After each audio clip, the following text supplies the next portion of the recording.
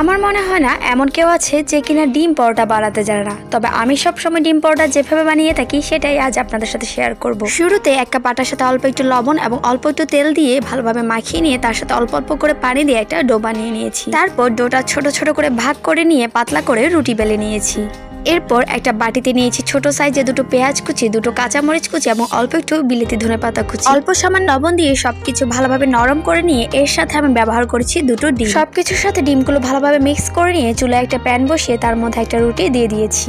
রুটির দুপাশ হালকা একটু সেঁকে নিয়ে এর মধ্যে কিছুটা তেল দিয়েছি। তারপর এক পাশে একটু ভেজে না হলে অপর পাশে উল্টে এর মধ্যে আমি কিছুটা ডিম ঢেলে দিয়েছি। এরপর চামচের সাহায্যে ডিমটুকু পুরো পরোটার মধ্যে স্প্রেড করে দিয়েছি। আরো কিছুটা পরিমাণ তেল দিয়ে এক পাশ ভেজে না হলে অপর পাশ আমি উল্টে দিয়ে একইভাবে ভেজে নিয়েছি। দেন পুরো পরোটাটা আমি চেপে চেপে ফোল্ড করে নিয়েছি। আর এভাবে খুব সহজেই বানিয়ে ফেলা যায় ডিম পরোটা। সকাল অথবা বিকেলের জন্য এই ডিম